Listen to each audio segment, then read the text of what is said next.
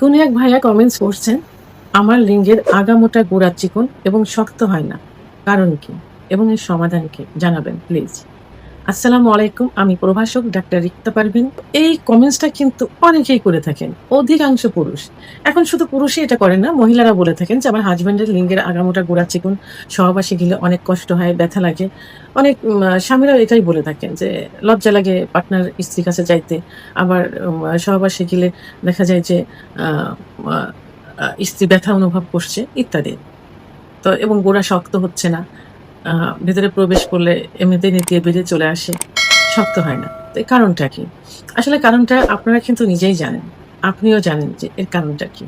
কিছু কিছু বদ অভ্যাসের কারণেই কিন্তু এই সমস্যা হয়ে থাকে। আবার কারো দেখা যাচ্ছে জেনেটিক কারণ থাকে, বংশগত কারণ থাকে। আবার কারোর দৈহিক যে গঠন স্ট্রাকচার, তার কারণেও এটা হয়ে থাকে। তো এভাবে কিন্তু এই সমস্যাগুলো হয়। অর্থাৎ লিঙ্গের ভিতর যদি ব্লাড সার্কুলেশন সঠিক মতো না হয়, অনেকে বলে যে যৌবনের শুরুতে ভালো ছিল বাট এখন এই সমস্যা হচ্ছে। এটা কেন হয়? যৌবনের শুরুতে অনেকেই, অধিকাংশ পুরুষই এখন কি করে থাকে? হস্তমৈথুন করে থাকে। এই হস্তমৈথুন করার কারণে লিঙ্গের ভিতর কিন্তু কোনো হাড় নেই, আছে কি মাংস আর রক্তনালী। এই রক্তনালী অর্থাৎ যে ভেন, এই ভেনের ভিতর দিয়ে যত রক্ত চলাচল করবে, লিঙ্গ তত বড় হবে, মোটা হবে, শক্ত হবে। তো অতিরিক্ত হস্তমৈথুনের কারণে এই শিরাগুলো সংকুচিত হয়ে যায়, যে কারণে লিঙ্গ আগামোটা গোড়া চিকন ইত্যাদি হয়ে থাকে। আবার অনেকে বিছানায় ঘর্ষণ দিয়ে বীর্যপাত করে থাকে। বিছানায় ঘর্ষণ দিয়ে বীর্যপাত করলে কি হয়? লিঙ্গের গোড়ায় অসংখ্য শিরা থাকে। এই শিরাগুলো অনেক সময় লুজ হয়ে যায়, অনেক সময় বেশি প্রেসার দিলে ছিঁড়েও যেতে পারে। কারণ লিঙ্গের যে অগ্রভাগ থাকে এটা বালিশ, কোল বালিশের উপরে কিন্তু এটা পড়ে, কিন্তু এর ভরটা, এর প্রেসারটা পড়ে কিন্তু লিঙ্গের গোড়ায়। একটা গাছে যখন, একটা ঘরে যখন পেলা দেওয়া হয়, যেখানে পেলা দেওয়া হয় বাঁশ দিয়ে, সেই জায়গাটা কিন্তু কিছু হয় না, গোড়ার দিকে মাটি সরে যায়। অনেক সময় কিন্তু দেখবেন বাঁশটা চিড়ে গেছে, ফেরে গেছে। তাহলে প্রেশারটা কিন্তু টোটালি আপনার বাঁশের গোড়ায় পড়ছে, যেখানে আপনার বাঁশটা রাখা হয়েছে।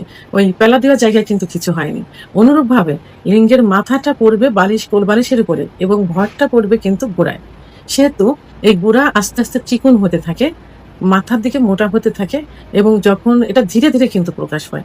যখন সহবাসে যাওয়া হয়, তখন সামনের দিকে মনে হয় যে বল পাচ্ছে, গোড়ার দিকে মনে হয় যে নিস্তেজ হয়ে যাচ্ছে, কারণ শিরাগুলো লুজ হয়ে যাওয়ার কারণে।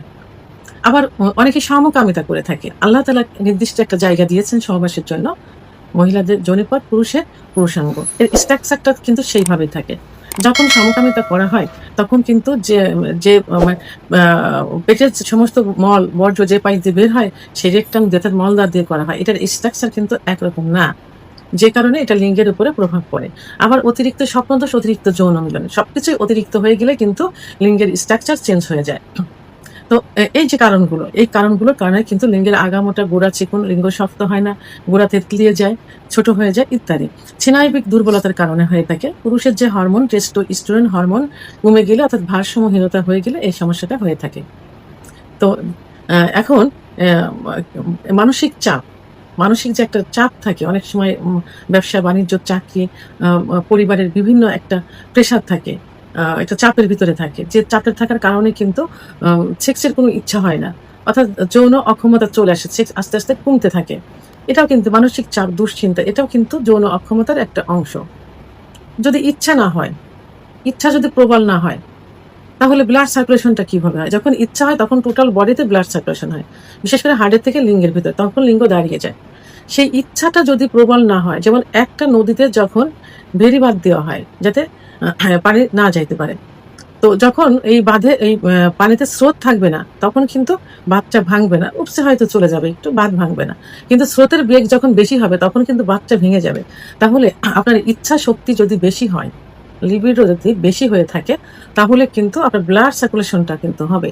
সেহেতু ইচ্ছা শক্তি বাড়াতে হবে। তো মানসিক দুশ্চিন্তা, প্রেশার থাকলে, স্ত্রীর সঙ্গে সম্পর্ক ভালো না থাকলে, স্ত্রীকে পছন্দ না হলে, পরকীয়া করলে, তাহলে কিন্তু এটা থাকবে না, তাহলে লিঙ্গ উত্থান হবে না। আবার ধূমপান, মদ্যপান ইত্যাদি করার কারণে কিন্তু লিঙ্গের ব্লাড সার্কুলেশন, কিন্তু ব্লাড সেলগুলো কিন্তু নষ্ট হয়ে যায়, তখন ব্লাড সার্কুলেশনটা হবে না। সেহেতু এই ধূমপান, মদ্যপান, নেশা জাতীয় থেকেও কিন্তু লিঙ্গে খর্বতা চলে আসবে। ঘুম সঠিক, মানে ঠিক মতো ঘুম না হওয়া ইত্যাদি থেকে। তাই এখন এর থেকে, এইসব কারণে কিন্তু লিঙ্গে খর্বতা, আগামোটা গোড়া চিকন, লিঙ্গের গোড়ায় শক্তি না পাওয়া, অর্থাৎ লিঙ্গ শক্ত না হওয়া, এইসব কারণে হয়ে থাকে। তো এর জন্য কি করতে হবে? এর জন্য আপনি একজন অভিজ্ঞ সম্পন্ন রেজিস্টারকৃত হোমিওপ্যাথি আয়ুর্বেদিক ডাক্তারের শরণাপন্ন হবেন। কারণ একমাত্র হোমিওপ্যাথি আয়ুর্বেদিক চিকিৎসায় কিন্তু এটা ঠিক করা সম্ভব। অনেকের ধারণা যে হোমিওপ্যাথি আয়ুর্বেদিকের পার্শ্ব প্রতিক্রিয়া নেই। এটা ভুল ধারণা। কারণ হোমিওপ্যাথি আয়ুর্বেদিকেও পার্শ্ব প্রতিক্রিয়া আছে এবং অন টাইম ট্যাবলেট আছে।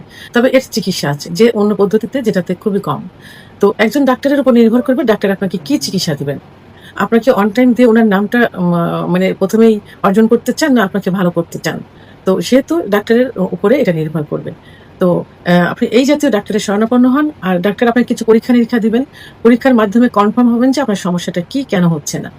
এবং আপনার কিছু কারণ শুনবে, কিছু লক্ষণ দেখবে। সেই কারণগুলোর উপর ভিত্তি করে এবং রিপোর্টের উপর প্যাথোলজিক্যাল রিপোর্টের উপরে ভিত্তি করে যে কারণ, সেই কারণগুলো আপনাকে বন্ধ করতে হবে। পূর্বে যেগুলো বললাম হস্তমৈথুন, বিছানায় ঘর্ষণ, স্বপ্নদোষ, মানসিক দুশ্চিন্তা, ওয়াইফের সাথে দূরত্ব বজায় রাখা ইত্যাদিগুলো ঠিক করতে হবে। স্বামী-স্ত্রীর সম্পর্ক উন্নয়ন করতে হবে। অনলাইনে পাওয়া অজানা তৈল বা স্প্রে ব্যবহার করবেন না। পর্নোগ্রাফি দেখা যাবে না। সহবাসে অতিরিক্ত চাপ দেওয়া যাবে না। ভিডিওটি সম্পর্কে যদি কোনো মতামত থেকে থাকে অবশ্যই কমেন্টস এর মাধ্যমে জানাবেন। আর ভিডিওটি ভালো লাগলে লাইক, কমেন্ট, সাবস্ক্রাইব করে আমার সঙ্গে